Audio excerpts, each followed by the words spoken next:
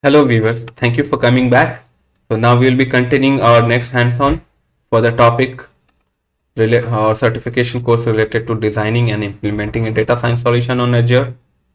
I have covered these hands-on already in my previous YouTube videos, so please have a look and uh, then continue for the next one. Okay, so we'll be continuing with this hands-on create a real-time inference service. I have opened this link in a new tab here. To create a real-time inference service, what we have to do, basically why we have to do, first of all, when we have completed our training and registering a machine learning model, right? What we want to do is we have to pass new data to our trained model to predict or take the real-time inference. So here what we'll be doing, we'll be exposing our model as a service. Basically, we'll be deploying our trained model as a service, and then we'll be passing the new data to that service to get the real-time inference. Since we are using the diabetic patient dataset, right? So here we'll be predicting a patient is diabetic or non-diabetic, and that would be done through a real-time web service. Okay, and to create this real-time web service, we'll be utilizing our trained and registered model that we have done previously. Okay, so for that we need Azure Machine Learning Studio and Azure Machine Learning Workspace that I have covered in my previous YouTube channel.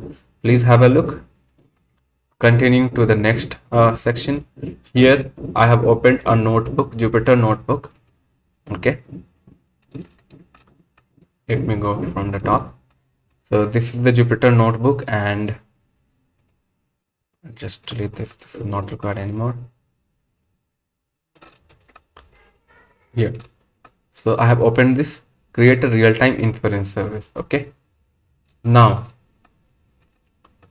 we'll be deploying our model as a service, and then we'll be passing the new data for the prediction of whether a patient is diabetic or non-diabetic. So let's do that. Okay, I have also kept my compute instance running so that my notebook will start working. Okay, so here in this section, we are first connecting to our workspace, also trying to print which Azure machine learning package we are using for running this inference, real-time inference, and this is the workspace under which we are running the model, training model, or registering the model, and then creating the inference service.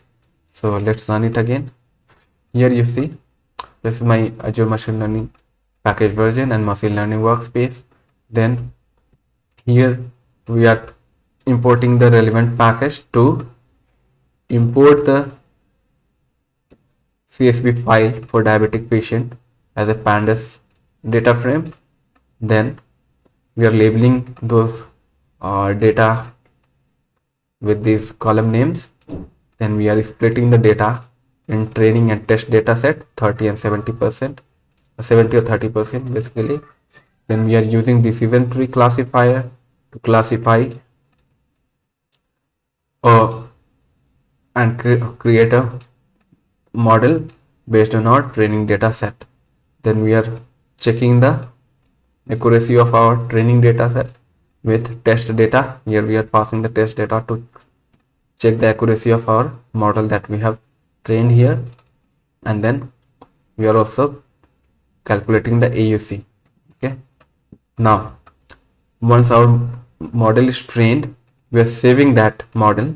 Okay, and then here we are registering that model, okay, within our workspace.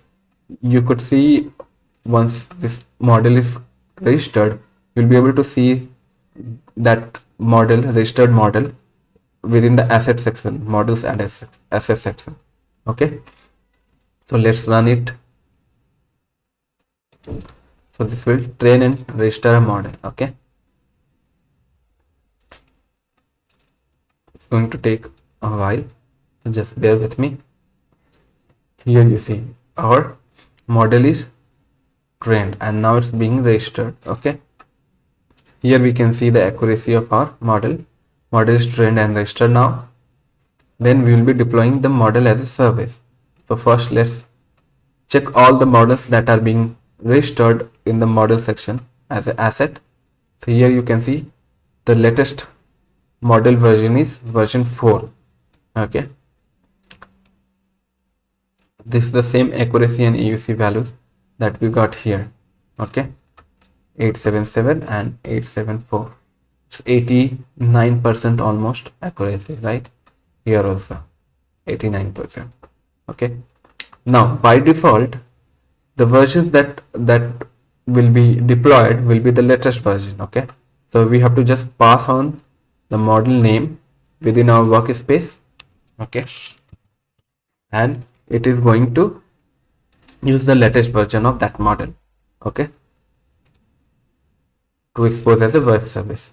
Now to do that, first we have to create a folder location under which we'll put all the relevant artifacts. So this is where we have created diabetes service folder. Okay, if I refresh, you will be able to see the diabetes service folder here.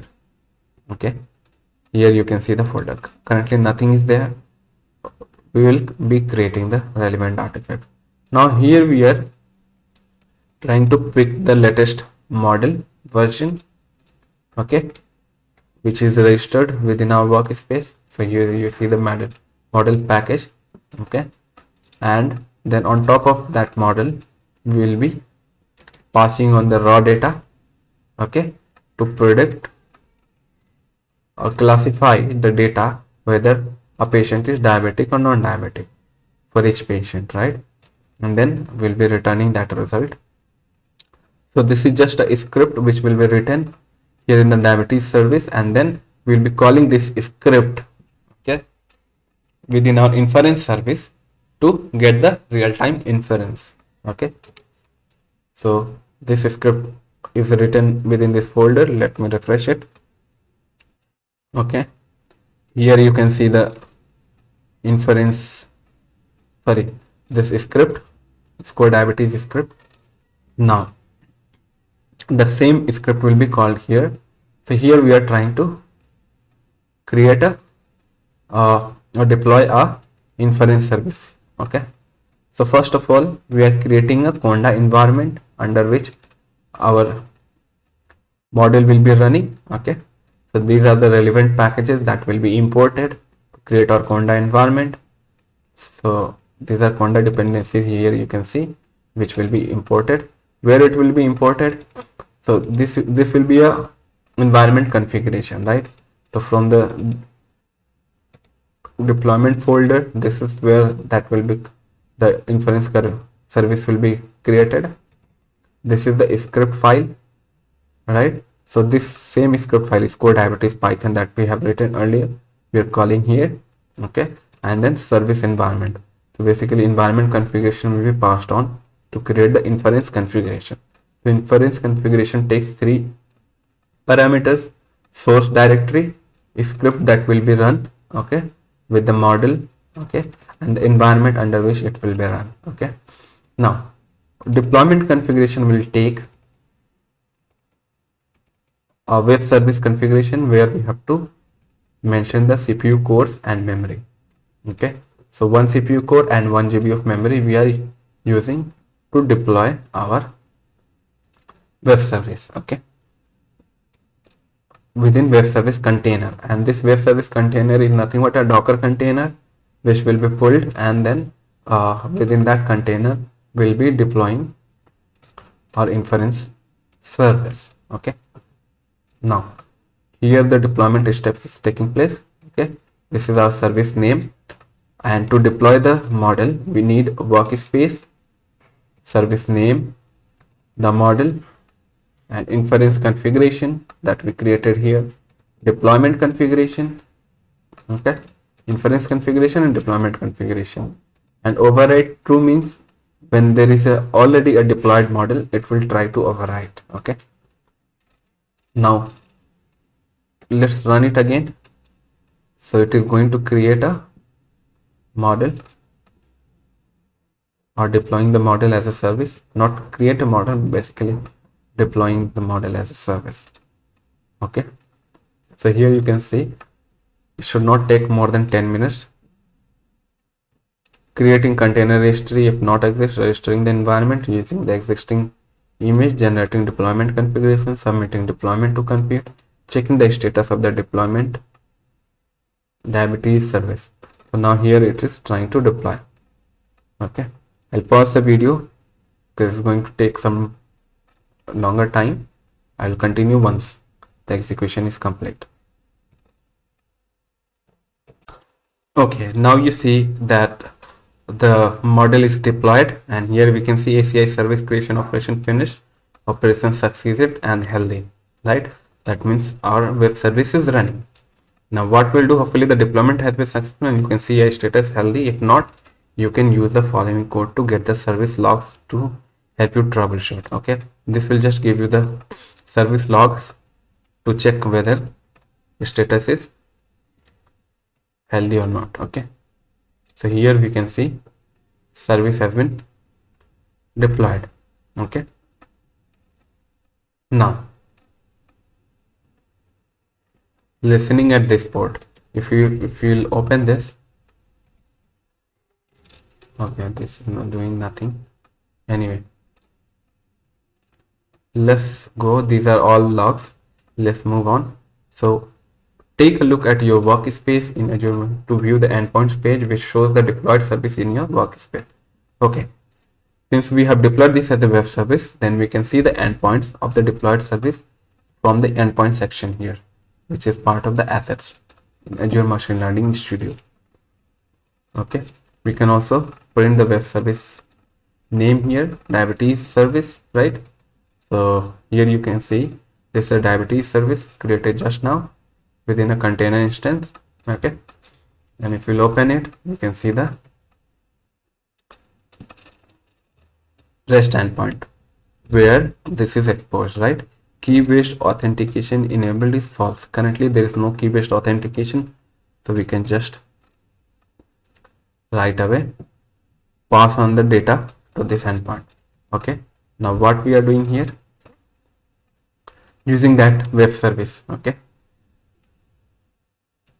here we are passing the new data in the form of a array where each of these values indicating these column names, basically values of these columns,